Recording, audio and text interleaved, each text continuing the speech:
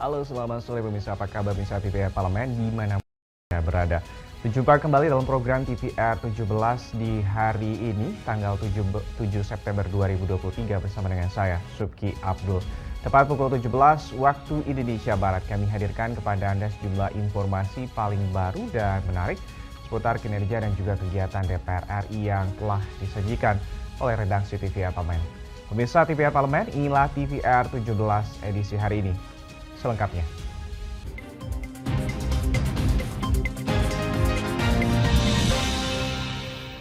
Mengawali TVR 17 kali ini, berita pertama datang dari Komisi 10 DPR RI yang berharap penambahan anggaran Kemendikbudristek ini yang cukup besar dapat memberikan manfaat besar terhadap sektor pendidikan nasional dan juga masyarakat luas. Pagu indikatif Kementerian Pendidikan, Kebudayaan, Riset, dan Teknologi di tahun 2024 mengalami kenaikan dibanding anggaran tahun 2023, yaitu dari 80,2 triliun rupiah menjadi 90,7 triliun rupiah. Kemdikbudristek diminta memanfaatkan anggaran sebesar itu secara maksimal, khususnya untuk mempercepat pemerataan akses pendidikan di seluruh wilayah Indonesia. Anggota Komisi 10 DPR RI Nuroji menekankan, selain pemerataan akses dan kualitas pendidikan, penguatan pendidikan karakter dan peningkatan pendidikan vokasi juga harus diwujudkan Kemdikbudristek sebagai modal generasi bangsa menghadapi persaingan global di era 4.0 maupun era 5.0. Anak-anak terlantar itu nggak bisa sekolah ya dengan alasan tidak punya kakak, nggak punya alamat yang jelas, gitu masih belum bisa ditampung dalam bantuan sekolah yang gratis tadi, PIP dan lain-lain. Nah ini begitu juga mungkin di daerah-daerah terpencil masih banyak ya tentang fasilitasnya yang kurang memadai. Nah di kota-kota besar sendiri masih banyak yang nggak bisa masuk SMP, SMA karena keterbatasan biaya. Nah, jelas itu harus dimanfaatkan untuk menolong atau membantu tadi yang saya sebut sebagai pemerataan. Nuroji juga mendorong penguatan program bantuan Kartu Indonesia Pintar Kuliah, mengingat angka partisipasi kasar atau APK perguruan tinggi di Indonesia masih rendah. Dengan meningkatkan program ini, pemerintah diharapkan bisa meningkatkan standar pendidikan di Indonesia. Halim dan Samsul, TVR Parlemen, melaporkan. Kita ke informasi selanjutnya pemirsa, guna mendukung tercapainya target ketahanan pangan nasional termasuk pengajuan kebutuhan operasional dan juga peningkatan fasilitas di tahun 2024. Komisi 4 DPR RI meminta Bappenas ini untuk memprioritaskan program dan juga kebutuhan prioritas yang sesuai. Badan Pangan Nasional mendapatkan pagu indikatif tahun 2024 sebesar 108,8 triliun rupiah. Anggota Komisi 4 DPR RI mengimbau Bappenas merancang pengalokasian anggaran tahun 2024 secara strategis sehingga anggaran menjadi efektif dan program ketahanan pangan Indonesia bisa terrealisasi baik. Pagu indikatif Bappenas tahun 2024 mengalami kenaikan dibanding tahun 2023, dibagi menjadi produksi pertanian, cadangan pangan, dan stabilisasi harga pangan. Menurut Hermanto, untuk efisiensi anggaran, Bappenas sebaiknya mensinergikan programnya dengan kementerian terkait. Hal tersebut juga untuk mencegah tumpang tindih maupun pelaksanaan program yang sama di antara kementerian dan lembaga di sektor pangan. Secara strategis dia harus mengantisipasi bagaimana terjadi atau gejala-gejala terjadi krisis pangan atau sekarang ini sedang menghadapi El Nino. Nah itu dia harus koordinasi dengan KL yang lain sehingga KL yang lain itu pun juga nanti terharmonisasi dengan berbagai agenda yang kaitannya dengan bagaimana kita mewujudkan kedaulatan pangan. Anggota Komisi 4 DPR RI Safrudin juga meminta Bappenas benar-benar menyaring program dan kebutuhan prioritas yang sesuai dalam mendukung tercapainya target ketahanan pangan nasional, termasuk pengajuan kebutuhan operasional dan peningkatan fasilitas Bappenas di tahun 2024. Apakah ini semua menjadi prioritas? Kalau memang itu menjadi prioritas dalam menunjang ketahanan pangan Indonesia kita semua, saya kira ini harus kita sepakati bersama. Ferdian dan Teddy, TVR Parlemen, melaporkan. Pemirsa, Badan Anggaran DPR RI meminta pemerintah untuk meningkatkan realisasi APBN di tahun 2023 agar tidak mengganggu program strategi nasional, khususnya peningkatan kualitas SDM Indonesia. Menanggapi sejumlah catatan atau rekomendasi dari Panja Perumus Pertanggungjawaban APBN tahun 2022, anggota Badan Anggaran DPR RI memberikan catatan kritis terhadap pelaksanaan APBN tahun 2022 oleh pemerintah. Di antaranya, tidak tercapainya target pertumbuhan ekonomi, kesenjangan ekonomi, dan meningkatnya angka pengangguran terbuka. Anggota Banggar DPR RI Andi Akmal meminta pemerintah harus segera memperbaiki kinerja dan anggaran pengentasan kemiskinan termasuk di tahun ini. Ketimpangan ekonomi atau Gini ratio antara pusat dan daerah masih menjadi salah satu persoalan serius.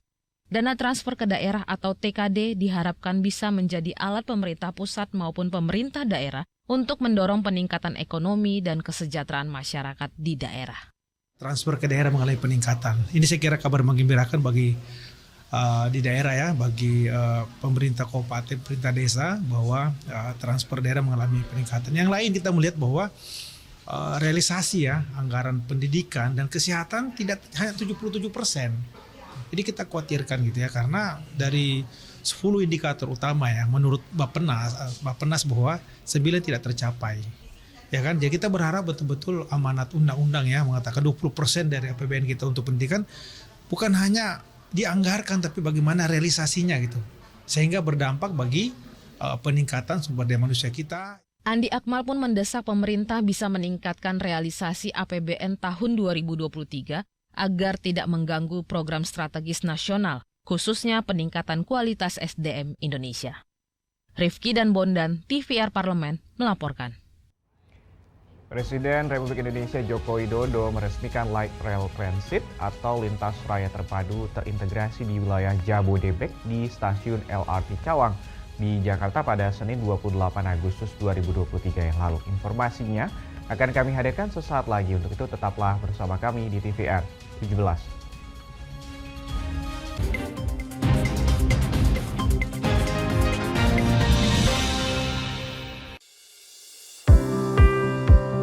Mengenal tugas dan fungsi DPR RI. Dewan Perwakilan Rakyat atau DPR adalah lembaga negara yang mewakili aspirasi rakyat. Kehadiran DPR RI merupakan salah satu bukti bahwa Indonesia merupakan negara demokrasi. Sebagai salah satu lembaga perwakilan rakyat, apa saja tugas dan fungsi yang diemban DPR RI? Berdasarkan pasal 20A ayat 1 Undang-Undang Dasar 1945, DPR memiliki 3 fungsi, yakni fungsi legislasi, anggaran, dan pengawasan. Tugas dan wewenang DPR berbeda untuk setiap fungsinya. Yang pertama, fungsi legislasi. Menyusun program legislasi nasional atau prolegnas, menyusun dan membahas rancangan undang-undang, menerima rancangan undang-undang yang diajukan oleh DPD, membahas rancangan undang-undang yang diusulkan oleh Presiden ataupun DPD, menetapkan undang-undang bersama dengan Presiden, menyetujui atau tidak menyetujui peraturan pemerintah pengganti undang-undang yang diajukan oleh Presiden untuk ditetapkan menjadi undang-undang. Yang kedua, fungsi anggaran. Memberikan persetujuan atas rancangan undang-undang tentang APBN yang diajukan oleh Presiden. Memberikan persetujuan terhadap pemindahntanganan aset negara maupun terhadap perjanjian yang berdampak luas bagi kehidupan rakyat yang terkait dengan beban keuangan negara. Menindaklanjuti hasil pemeriksaan atas pengelolaan dan tanggung jawab keuangan negara yang disampaikan oleh BPK. Memperhatikan pertimbangan DPD atas rancangan undang-undang tentang APBN dan rancangan undang-undang terkait pajak, pendidikan, dan agama. Yang ketiga, fungsi pengawasan. Fungsi pengawasan, DPR bertugas melakukan pengawasan terhadap pelaksanaan Undang-Undang APBN dan kebijakan pemerintah, serta membahas dan menindaklanjuti hasil pengawasan yang disampaikan oleh DPD. Demikian penjelasan tentang tugas dan fungsi DPR menurut Undang-Undang. Informasi ini dipersembahkan oleh TV dan Radio Parlemen, Biro Pemberitaan Parlemen, dan Sekretariat Jenderal DPR RI.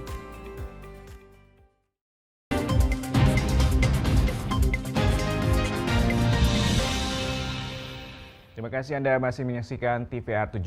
Meski LRT Jabodebek ini telah beroperasi penuh pada beberapa hari yang lalu, tetapi masih banyak masalah yang dikeluhkan oleh penumpang dalam penggunaannya. DPR RI menilai LRT dibangun dengan menggunakan anggaran yang tidak sedikit, sehingga masyarakat diharapkan dapat merasakan manfaat dari adanya moda transportasi tersebut. Oleh karena itu, DPR RI berharap permasalahan yang terjadi menjadi evaluasi dan juga berharap pemerintah segera membenahi permasalahan tersebut. Untuk mengetahui informasi selengkapnya pemirsa, mari kita simak laporan mendalam yang telah dihimpun oleh tim redaksi TVR Parlemen dalam segmen editorial Parlemen. Berikut ini.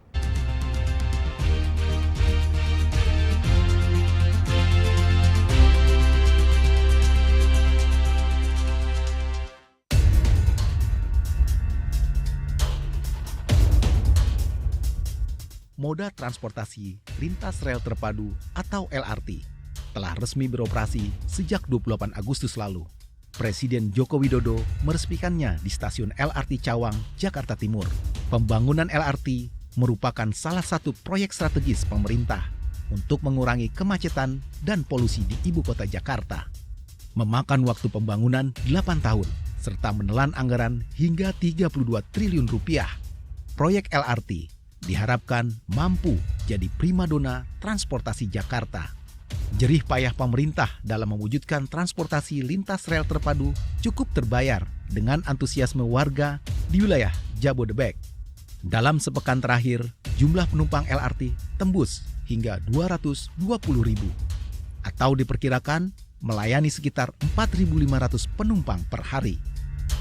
Meski belum menjadi pilihan utama, setidaknya LRT memiliki potensi sebagai transportasi umum yang dapat menyerap banyak penumpang, yang ujungnya untuk mengurangi peredaran kendaraan serta emisi karbon di lalu lintas kota. Hal itu turut ditegaskan Muhammad Aras selaku anggota Komisi 5 DPR RI. Dan pada akhirnya juga berharap bahwa minat masyarakat juga betul-betul bisa berminat menggunakan LRT. Paling tidak bisa mengurangi kemacetan yang terjadi di Jakarta. Apalagi saat ini polusi udara yang begitu tinggi sehingga penggunaan kendaraan umum diharapkan bisa sedikit mengurangi emisi udara di Jakarta. Namun, agenda mengurangi kemacetan dan polusi melalui LRT hanya akan menjadi isapan jempol belaka jika sekelumit masalah yang masih merintangi laju gerbong LRT tidak benar-benar diatasi, seperti kendala listrik mati, keterlambatan perjalanan, serta tinggi pintu tak ideal yang sempat mengganggu kenyamanan penumpang. Menyikapi berbagai kendala yang terjadi, anggota Komisi 5 DPR RI Sudewo meminta pemerintah segera melakukan evaluasi untuk mengoptimalkan pelayanan LRT. Ada keluhan masyarakat, katanya pintunya lebih rendah, itu tolong segera dicarikan sebuah solusi. Dan yang lain, fasilitas-fasilitas yang lain, saya minta diperhatikan mengingat LRT ini kan dibangun dengan biaya yang sangat tinggi. Kemudian membutuhkan waktu yang cukup lama. Sayang sekali kalau hal-hal yang demikian itu tidak diperhatikan oleh pemerintah. Sementara, menurut anggota Komisi 5 DPR RI, Suryadi Jayapurnama, kurangnya area parkir di beberapa stasiun LRT menjadi salah satu permasalahan yang cukup strategis. Tata letak serta kapasitas lahan parkir dinilai sangat berpengaruh dalam menumbuhkan minat penumpang LRT. Jadi ini kita inginkan kenapa LRT ini dikembangkan, itu meminimalisir atau mengurangi para penumpang menggunakan kendaraan pribadi. Ya. Tapi kalau ternyata parkirnya di situ tidak ada, ya akhirnya kan orang mau parkir tempatnya jauh lalu berjalan kaki, akhirnya mereka memilih untuk menggunakan kendaraan pribadi karena waktu tempuhnya yang juga tidak bisa dihemat. Gitu. Menteri Perhubungan Budi Karya Sumadi turut merespon berbagai keluhan masyarakat serta desakan anggota Dewan. Tindak lanjut evaluasi dipastikan terus dilakukan melalui koordinasi bersama pihak terkait. Ya kita tidak mengelak bahwa itu masih belum sempurna, tapi saya akan koordinasikan dengan KAI, dengan LEN, dengan INKA, dengan Siemens supaya itu lebih baik. Saat ini terdapat 158 perjalanan LRT Jabodebek yang dilayani oleh 12 rangkaian setiap hari. Nantinya ada 27 rangkaian LRT yang ditargetkan melayani 137.000 penumpang per hari. Oleh karena itu, berbagai kendala yang terjadi tidak boleh terulang kembali. Pada akhirnya, target besar mengurangi polusi dan kemacetan dapat benar-benar terrealisasi, bukan sekedar solusi dalam bentuk narasi. Tim Liputan TVR Parlemen melaporkan.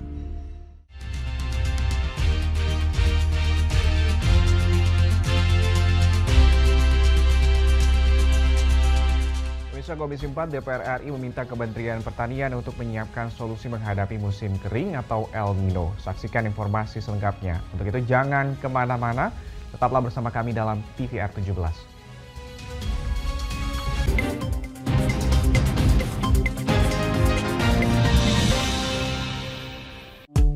DPR RI memiliki fungsi diplomasi dalam menjalankan politik luar negeri sesuai dengan pasal 116 Undang-Undang MD3. Kontribusi aktif BKSAP DPR RI memainkan peranan penting dalam memenangkan persaingan global melalui IPU, IPA, IPPF, IPA, dan PUIK. BKSAP memiliki komitmen yang tinggi dalam krisis kemanusiaan dunia. Fungsi diplomasi dijalankan untuk mendukung upaya pemerintah dalam melaksanakan politik luar negeri.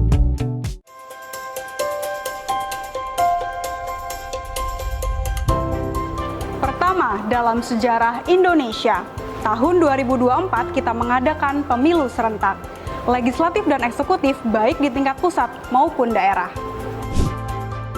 Catat waktunya, Rabu 14 Februari 2024. Untuk pemilihan legislatif, Anda akan memilih anggota DPD, anggota DPR, anggota DPRD Provinsi, dan anggota DPRD Kabupaten atau Kota. Selain pemilu legislatif, Anda juga akan memilih presiden dan wakil presiden loh pemirsa. Di bulan November, tepatnya Rabu 27 November 2024, juga akan diadakan pemilihan kepala daerah atau pilkada serentak. Dalam pilkada nanti, Anda akan memilih gubernur dan wakil gubernur, bupati dan wakil bupati, serta wali kota dan wakil wali kota. Nah, pemirsa sudah tahu kan waktunya? Kini saatnya Anda untuk mempersiapkan diri. Kenali calon-calon wakil rakyat dan pemimpin Anda dengan baik.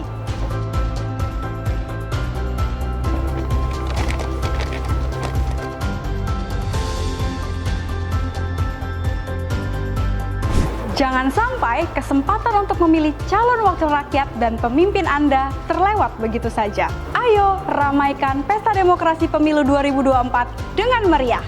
Demi masa depan bangsa Indonesia.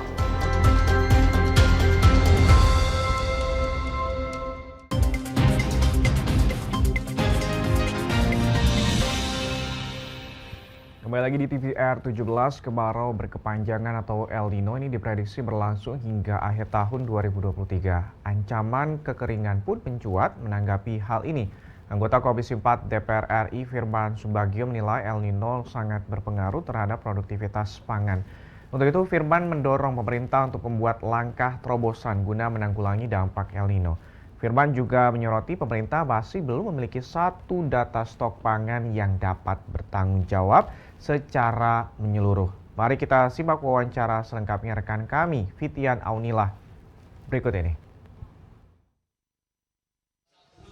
Baik pemirsa, efek dari fenomena cuaca ekstrim El Nino tengah membuat kekeringan di wilayah Indonesia secara menyeluruh. Nah, dampak dari El Nino ini salah satunya membuat para petani gagal panen hingga membuat kebakaran hutan dan lahan karena minimnya curah hujan. Nah, lalu bagaimana strategi yang harus dilakukan oleh pemerintah untuk agar ketersediaan pangan nasional ini bisa tetap terjaga. Nah, untuk membahasnya saya sudah bersama salah satu dari anggota Komisi 4 DPR RI, yaitu Bapak Firman Subagio dari fraksi Partai Golkar.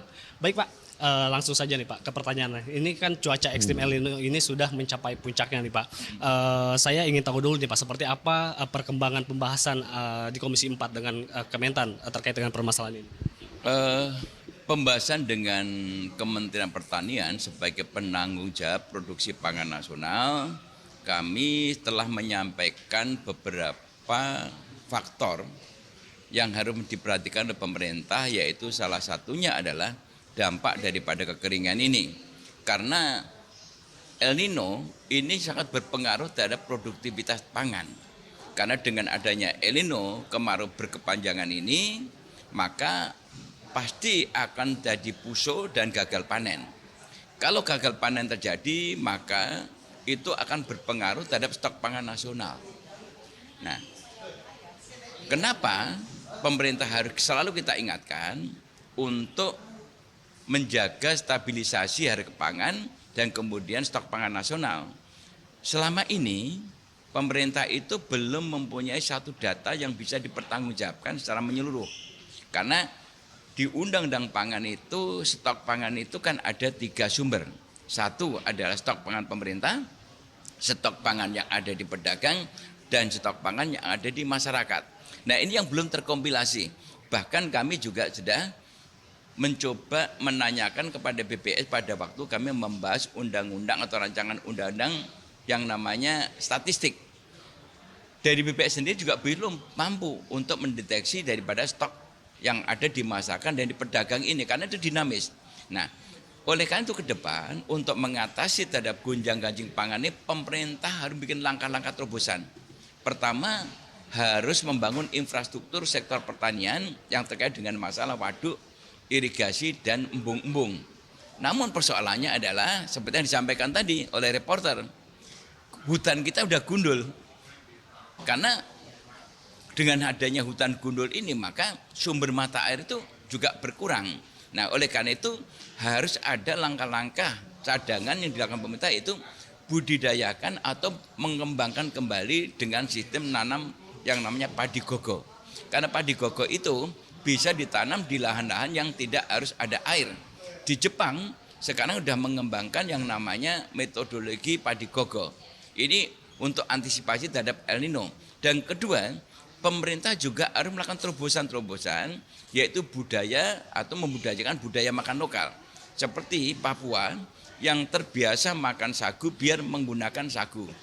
Jawa Timur, Madura, dan sebagian di Pulau Jawa yang membiasakan makan nasi jagung biar menggunakan nasi jagung.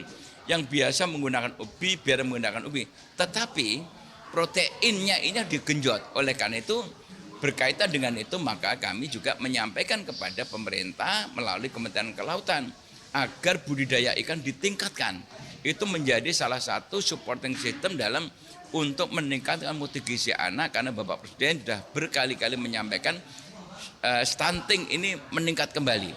Ini menunjukkan bahwa rendahnya mutu gizi anak harus diatasi. Oleh karena itu antara Kementerian Pertanian, kemudian Kelautan bersinergi untuk mensupport terhadap pasar kebutuhan mutu gizi melalui budidaya ikan. Nah, kembali kepada pertanian, maka terobosan-terobosan inovasi untuk substitusi pangan itu menjadi salah satu alternatif. Dan berikutnya juga pemerintah harus mulai mengkampanyekan, mengurangi mengkonsumsi yang namanya makan nasi, beras. Karena konsumsi rakyat Indonesia itu per kapita mencapai 114 kilo. Sedangkan di ASEAN itu rata-rata hanya 69 kilo. Kalau jumlah penduduk kita 275 juta kali 114, kebutuhan kita luar biasa besarnya, produksi kita belum mampu mencukupi itu. Oleh karena itu inovasi-inovasi harus diterobos melalui tadi mengembangkan varietas-varietas lokal, kemudian mengembangkan padi gogo, kemudian inovasinya adalah substitusi pangan. Sekarang sudah mulai ada singkong dibikin beras dan sebagainya. Saya rasa ini yang harus menjadi langkah-langkah konkret untuk mengatasi terhadap kemungkinan terjadinya krisis pangan nasional. Oke, baik, cukup Pak Firman. Baik, terima kasih Pak Firman. Ya. Dan baik, demikian pemirsa wawancara saya dengan Firman Subagio. Tadi ada beberapa poin yang disampaikan. Salah satunya ia selalu mengingatkan kepada pemerintah untuk terus menjaga stabilitas harga pangan di tengah situasi atau cuaca ekstrim El Nino ini. Nah, tadi juga ia meminta kepada pemerintah untuk terus membuat terobosan dan inovasi program infrastruktur untuk menjaga stok pangan di tengah terjangan cuaca ekstrim El Nino ini. Saya Fitriana Unila, kembali ke studio. Ya, terima kasih Fitriana Unila tadi sudah wawancara terkait dengan bagaimana kondisi pangan Indonesia. Selanjutnya pemirsa, apa saja menjadi topik perbincangan di media online pada sore hari ini. Usai jeda berikut tetaplah bersama kami di TVR 17.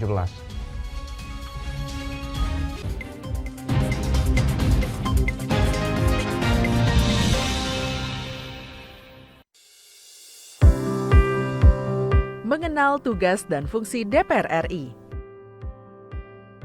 Dewan Perwakilan Rakyat atau DPR adalah lembaga negara yang mewakili aspirasi rakyat. Kehadiran DPR RI merupakan salah satu bukti bahwa Indonesia merupakan negara demokrasi. Sebagai salah satu lembaga perwakilan rakyat, apa saja tugas dan fungsi yang diemban DPR RI? Berdasarkan pasal 20A ayat 1 Undang-Undang Dasar 1945, DPR memiliki 3 fungsi, yakni fungsi legislasi, anggaran, dan pengawasan. Tugas dan wewenang DPR berbeda untuk setiap fungsinya. Yang pertama, fungsi legislasi. Menyusun program legislasi nasional atau prolegnas, menyusun dan membahas rancangan undang-undang, menerima rancangan undang-undang yang diajukan oleh DPD, membahas rancangan undang-undang yang diusulkan oleh Presiden ataupun DPD, menetapkan undang-undang bersama dengan Presiden, menyetujui atau tidak menyetujui peraturan pemerintah pengganti undang-undang yang diajukan oleh Presiden untuk ditetapkan menjadi undang-undang. Yang kedua, fungsi anggaran. Memberikan persetujuan atas rancangan undang-undang tentang APBN yang diajukan oleh Presiden. Memberikan persetujuan terhadap pemindahntanganan aset negara maupun terhadap perjanjian yang berdampak luas bagi kehidupan rakyat yang terkait dengan beban keuangan negara. Menindaklanjuti hasil pemeriksaan atas pengelolaan dan tanggung jawab keuangan negara yang disampaikan oleh BPK. Memperhatikan pertimbangan DPD atas rancangan undang-undang tentang APBN dan rancangan undang-undang terkait pajak, pendidikan, dan agama. Yang ketiga, fungsi pengawasan. Fungsi pengawasan, DPR bertugas melakukan pengawasan terhadap pelaksanaan Undang-Undang APBN dan kebijakan pemerintah, serta membahas dan menindaklanjuti hasil pengawasan yang disampaikan oleh DPD. Demikian penjelasan tentang tugas dan fungsi DPR menurut Undang-Undang. Informasi ini dipersembahkan oleh TV dan Radio Parlemen, Biro Pemberitaan Parlemen, dan Sekretariat Jenderal DPR RI.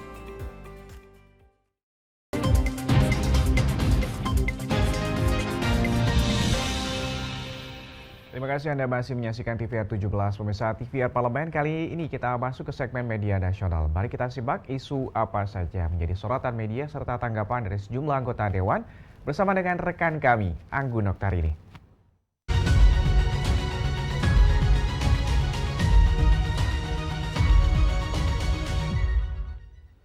Ya, terima kasih rekan Uki. Nah, ini pemirsa terkait dengan berita pertama yang hadir di media online hari ini terkait dengan Fadlizon harap KTT ASEAN tetap komitmen wujudkan konsensus Myanmar. Sini Ketua Badan Kerjasama Antar Parlemen DPR RI Fadlizon berharap di seluruh negara ASEAN kompak mengimplementasikan 5 point of consensus dalam penanganan krisis di Myanmar. Momen KTT ke-43 ASEAN yang tengah berlangsung di Jakarta dinilai bisa mengukuhkan kembali komitmen negara-negara Asia Tenggara. Salah satunya yang dibahas pada KTT ke-43 ASEAN ialah penanganan krisis di Myanmar. Nah, pemirsa, ini di beberapa media disebutkan bahwa di mana Presiden Republik Indonesia Joko Widodo juga menegaskan bahwasannya 5 point of consensus tersebut akan tetap menjadi pedoman utama ASEAN dalam menyelesaikan krisis di Myanmar. Dari sisi parlemen, sidang umum ASEAN Inter-Parliament Assembly ke-44 yang baru saja selesai digelar di Jakarta awal Agustus lalu telah berhasil menyepakati resolusi terkait dengan Myanmar tersebut. Salah satunya adalah resolusi peran parlemen untuk menciptakan perdamaian di Myanmar dengan mengedepankan dialog. Ya pemirsa, kita beralih dari berita selanjutnya yang menjadi headline di media online terkait di mana DPR RI usul adanya insentif bagi petani yang gagal panen akibat kemarau yang panjang. Nah ini kalau misalnya kita melihat di beberapa media pemirsa, anggota Komisi 4 DPR RI Daniel Johan mendorong pemerintah memberikan insentif khususnya bagi para petani yang mengalami gagal panen akibat kemarau berkepanjangan di sejumlah wilayah di Indonesia. Gagal panen memberikan dampak yang luas bagi perekonomian negara, terlebih di sini kini tengah terjadi kenaikan harga beras di banyak daerah. Dan ini disebutkan pula Daniel mengingatkan ketahanan pangan di daerah perlu dijaga termasuk dengan menjaga lahan pertanian supaya tetap ditanami oleh petani. Dengan begitu, lahan pertanian tetap menghasilkan dan memberikan dampak yang baik pada masyarakat. Di beberapa disebutkan bahwa selain itu pemerintah didorong melakukan peningkatan infrastruktur irigasi sehingga produk pertanian tetap kuat meski musim kemarau panjang berlangsung. Sebagaimana diketahui, bencana kekeringan akibat musim kemarau mulai berdampak pada lahan pertanian di sejumlah wilayah, seperti di Kabupaten Sukabumi dan juga Kabupaten Bekasi terdampak di 16,353 hektar. Dan di mana lahan yang terancam yaitu seluas 3.618,5 hektar. Ini lumayan bisa disebut sebagai lahan yang luas dan berdampak sekali. Dan pemirsa, itu tadi headline media online pada hari ini terkait di mana Fadlizon harap KTT ASEAN tetap komitmen wujudkan konsensus Myanmar serta pembahasan terkait DPR RI usul adanya inisiatif ataupun insentif pada petani yang gagal panen akibat kemarau panjang ini. Dan itulah dari saya Anggun Oktar ini, kembali ke rekan Subki.